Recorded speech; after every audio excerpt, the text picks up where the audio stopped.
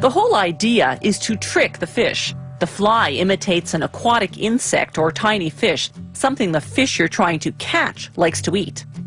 The fly maker starts by placing a hook in a vise.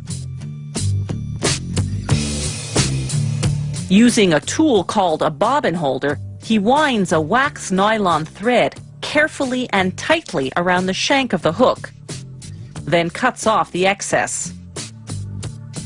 This fly will simulate a moth-like insect called a caddis, a primary food for trout. A caddis in the pupal stage of its life cycle, just before it transforms into an adult. The fly maker first attaches a special synthetic yarn to create the tail.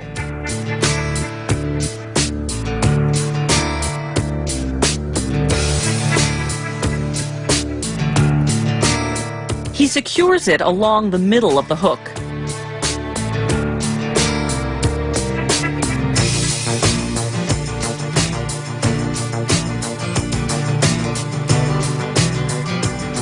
He then takes another synthetic material called dubbing to create the body.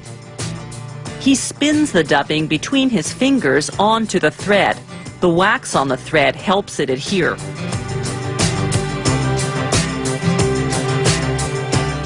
He winds the dubbing over the base of yarn to form the body.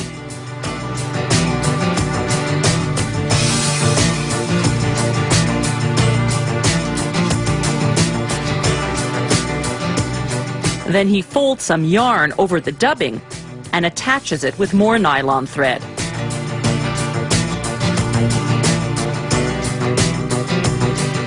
Then he cuts off the excess. Good fishing flies not only look like the real thing, they also act like it, mimicking the insect's natural movements. When a caddis pupa is ready to transform into an adult, it swims to the surface of the water, then deploys its wings. The shimmering yarn on this fake caddis will give the illusion of the air bubbles this voyage to the surface creates. To simulate the wings, the fly maker uses dubbing made of deer fur. He cuts off the long, coarse hairs known as guard hairs.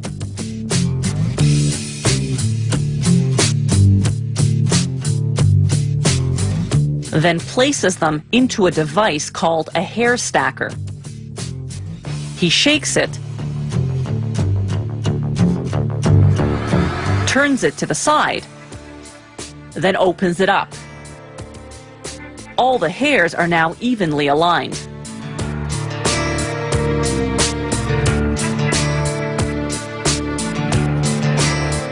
He measures the length he needs to create the fly's wings.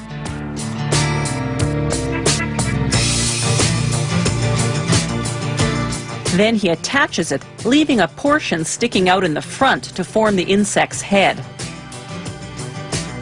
Next, he uses a tool called a whip finisher to tie a sturdy knot made of several loops. This caddisfly imposter is now ready to trick some trout. There are thousands of styles of flies. You choose which to use according to what the fish are feeding on at the moment. Fly makers use many types of natural and synthetic dubbings to form and decorate their flies. Feathers, animal hairs, metals, and plastics, often dyed brilliant colors.